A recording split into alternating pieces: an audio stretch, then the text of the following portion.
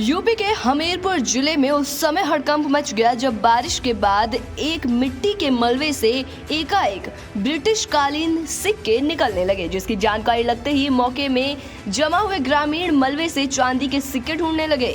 जिनको सिक्के मिले वो सिक्के लेकर फरार हो गए।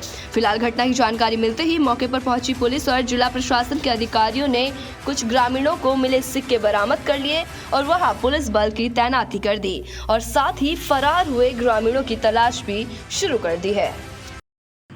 ये यहाँ पर हर साल हमारे यहाँ उर्स लगता है, तो उसमें यहाँ पर कुछ गड्ढा वगैरह था, तो जो गांव के ही हैं उनके यहाँ दीवार वगैरह गिरी थी, तो स्क्रैप ला करके उन्होंने यहाँ डाल दिया था। अभी कुछ आज या कल मैं बच्चों को यहाँ पर चांदी के सिक्के, पानी गिरा है तो कुछ मिट्टी धुल वगैरह गई है, जो भी 1 2 4 जितने मिले हो बच्चों उसकी वजह से सब में जो भी चांदी के सिक्के निकले हैं, तो पुलिस को सूचित कर दिया गया है। एसडीएम साहब मौके पर आए थे, कुछ सिक्के उनको बरामद हुए हैं, 10-15 के आसपास जो भी हुए हैं। बाकी पुलिस अपनी कार्रवाई कर रही है, बैरिकेडिंग कर दी गई है।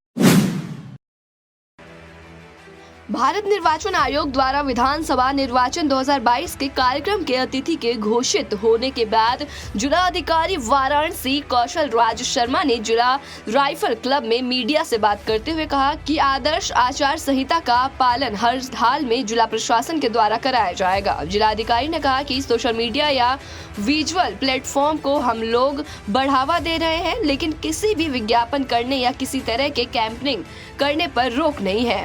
15 जनवरी तक चुनाव आयोग के द्वारा जो पूर्व से रोक लगाई गई है वो प्रभावी रहेगी। किसी भी तरह के सोशल मीडिया या अन्य प्रकार के प्रचार दिखाए जाने पर 24 घंटे के अंदर जिला निर्वाचन कार्यालय में प्रत्याशी के द्वारा कराए गए विज्ञापन को जिला निर्वाचन आयोग कार्यालय को अवगत कराना होगा, जिससे कि प्रत्याशी के खर्च को जोड़ा जा सके। जिला अधिकारी ने कहा कि किसी भी तरह के प्री पोल सर्वे पर अभी रोक नहीं लगाई गई है, मगर सभी पार्टियों के द्वारा प्रत्याशियों की घोषणा होने के बाद नहीं किए जा सकेंगे। जिला अधिकारी वाराणसी कौशल शर्मा ने पोलिंग परसेंटेज बढ़ाए जाने को लेकर कहा कि विधानसभा के मतदान केंद्रों पर मतदान प्रतिशत कम पिछले विधानसभा में हुए हैं। आगामी विधानसभा के ऐसे न्यूनतम 100 मतदान बूथों को चिन्हित किया गया है, जहां वहां के वोटरों को जागरूक किया जाएगा और साथ ही 5 से 50 ब्रांड एम्बेसडर बनाए गए हैं जो वाराणसी के वोटरों को वोट करने के लिए जागरूक करेंगे।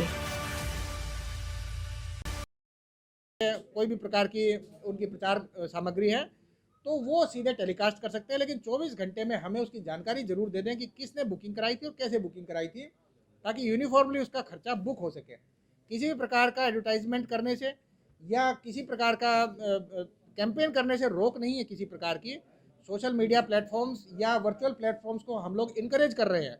केवल इतना ही है कि उसके खर्चे की जानकारी हो जाए ताकि सबको यूनिफॉर्मली पता रहे, और उसकी व्यवस्था की जानकारी हमने दी है। अभी इलेक्शन कमीशन ने 15 जनवरी तक जो रोक लगाई है वो लगातार 15 जनवरी तक लागू रहेगी।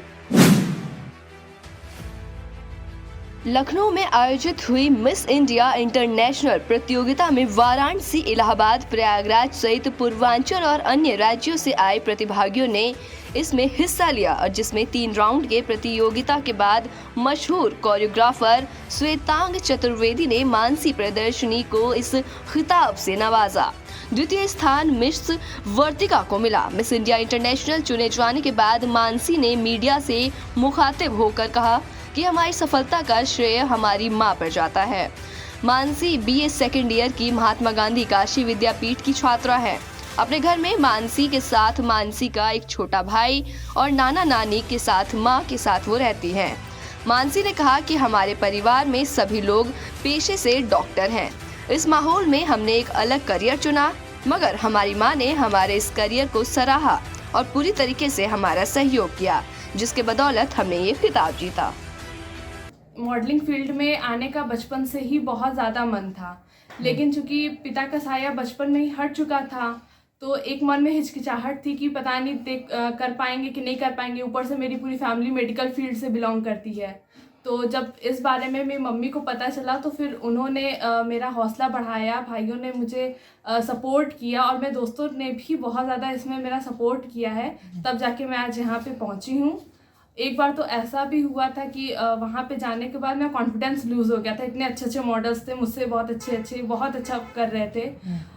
तो फिर मेरी मम्मी ने मुझे समझाया, सिखाया, बोला कि नहीं, कॉन्फिडेंस लूज़ मत करो, अपना 100% दो, जो होगा देखा जाएगा। प्रतिभा उम्र की मोहताज नहीं होती, इसका उदाहरण पेश किया है बुलंदशहर के दो बच्चों ने, जिनकी उम्र अभी महज 12 और 14 वर्ष की है। 14 साल के हर्ष ने कबाड़ के सामान से ई-बाइक का निर्माण किया। और बात करें प्राची की, तो प्राची डांस करती है और उसके साथ साथ क्रिकेट भी खेलती है। ये दोनों बच्चे खोज इंडिया, DID जैसे बड़े प्लेटफॉर्म पे भी परचम लहरा चुके हैं। हुनर सबके पास होता है, लेकिन बस फ़र्क इतना है, किसी का छिप जाता है, किसी का निखर जाता है। नमस्कार, मेरा नाम तुषार गर्ग, आप देख रहे हैं राजपथ टीवी। आज हमारे साथ दो एक ऐसे हुनरबाज हैं जिन्होंने डांस इंडस्ट्री तो है ही, उसके बाद क्रिकेट, उसके बाद बहुत सारे ऐसे फील्ड हैं जहां पर अपना लोहा मनवा दिया। हमारे साथ महज 14 साल के हर्ष हमारे साथ मौजूद हैं। हम उनसे बात करते हैं। डांस की अगर बात करी जाए तो अलग अलग प्लेटफॉर्मों पर हर्ष ने अपना परचम लहराया है।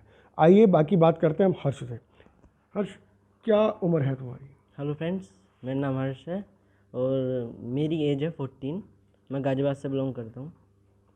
अच्छा हर्ष, क्या लगता है आपको डांस का क्यों आपने फील्ड चुना? क्योंकि अभी तो करियर तो और किसी में बनाया जा सकता है, डांस ही क्यों आपके लिए?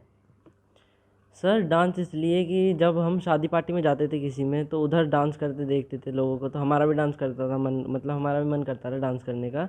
और जब हम घर पे मतलब फ्री बैठे रहते थे तो कोई सॉन्ग सुनते थे, तो उस पर अपने आप ही स्टेप बन जाते थे माइंड में।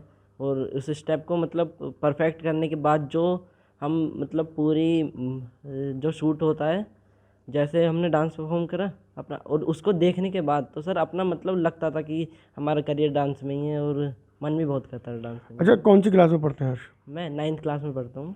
तो क्या लगता है आपको कि क्या सोचा है आपने कि मुझे डांस में ही अपना करियर बनाना है, या कोई और फील्ड आपके दिमाग में है, या कोई और ऐसी चीज़ जो आप बनना चाहते हैं या करना चाहते हैं? हाँ सर, एक मेरा मतलब एम है कि मैं साइंटिस्ट भी बनना चाहता हूँ। और मतलब बहुत सारे प्रोजेक्ट भी मैंने बना रखे हैं। अपनी साइकिल को मॉडिफाई कर रखा है, उसको ई-बाइक में कन्वर्ट कर रखा है मैंने। और डांस और ये जो स्टडी है, इसके लिए हम मतलब अपना टाइम निकाल लेते हैं हाफ हाफ करके। अच्छा, तो घर वाले सपोर्ट करते हैं या नहीं? हाँ जी, घर वाले सर बहुत सपोर्ट करते हैं। हमारे मम्मी पापा, हमारी सिस्टर हैं, वो हमको बहुत सपोर्ट करते हैं। जब हम फ्री मतलब वो फ्री रहते हैं तो हमारा डांस एक बार वो भी देख के बताते हैं और कैसा कर रहे हैं। और अगर कोई मतलब उनको कहीं गलती लगती है तो कहते हैं कि इसको इम्प्रूव करो और इसको इम्प्रूव करो। तो सर बहुत सपोर्ट करते हैं हमारे मतलब फैमिली वाले। ये तो बात हुई हर्ष। अब दूसरी जो हुनरबाज हमारे साथ हैं वो हैं प्राची। आइए हम उनसे बात करते हैं। प्राची, अभी तक आप लोगों ने डांस परफॉर्म किया है? Dance India dance, dance plus, talent एक खोज। सर लास्ट हमारा टैलेंट एक खोज था। अच्छा, तो कैसा लगता है कि जब आप डांस करते हैं तो आपका फ्रेंड सर्कल है, आपके आसपास में भी घर पे भी लोग रहते हैं, तो क्या बोलते हैं कि डांस करो या नहीं करो? सर अभी हमारे न्यू ईयर की पार्टी हुई थी, उसमें मतलब बहुत सारे हमारे मतलब गली मोहल्ले के वो आए थे, हमारे फ्रेंड्स भी थे, पापा जी के फ्रेंड थे। तो हमने उनके सामने डांस किया, तो वो पापा जी से भी कहते थे बच्चों को ऑडिशन करवाओ, ये बहुत ज़्यादा अच्छा डांस करते हैं, ये बाजी मार जाएंगे। अच्छा, तो क्या लगता है आपको कि क्या इसके बाद क्या करना है? आपको डांस ही करना है या कुछ और में भी आपका इंटरेस्ट है? सर हैगा मेरा मतलब एक तो डांस में भी इंटरेस्ट है, क्रिकेट में भी इंटरेस्ट है मेरा। अच्छा, तो क्रिकेट में क्या अभी तक क्या किया हुआ है आपने? क्रिकेट में कहाँ तक आप खेले हैं? सर अभी तो मेरी प्रैक्टिस चल रही है, मैं फरवरी में ट्रायल देने की सोच रही हूँ अंडर 16 का। अंडर 16 का ट्रायल फरवरी में। देखिए, हमारे साथ ये दो हुनरबाज थे, एक का नाम हर्ष और एक का नाम प्राची। डांस के साथ साथ इन्होंने क्रिकेट में भी अपना परचम लहराया है। और अगर बात करें हम हर्ष की, तो हर्ष ने एक ई-बाइक भी बनाई है। हर्ष का सपना है कि उसे आगे चल के साइंटिस्ट बनना है। वाराणसी के घाटों पर विवादित पोस्टर लगाने के मामले में हुई कार्रवाई के बाद जमानत के लिए पुलिस लाइन पर बजरंग दल के कार्यकर्ता पहुंचे, जिसके बाद बजरंग दल के कार्यकर्ता निखिल त्रिपाठी ने थाना प्रभारी सारनाथ से कहा कि हमें डिस्टर्ब ना किया जाए, नहीं तो पुलिस लाइन की पुलिस कम पड़ जाएगी।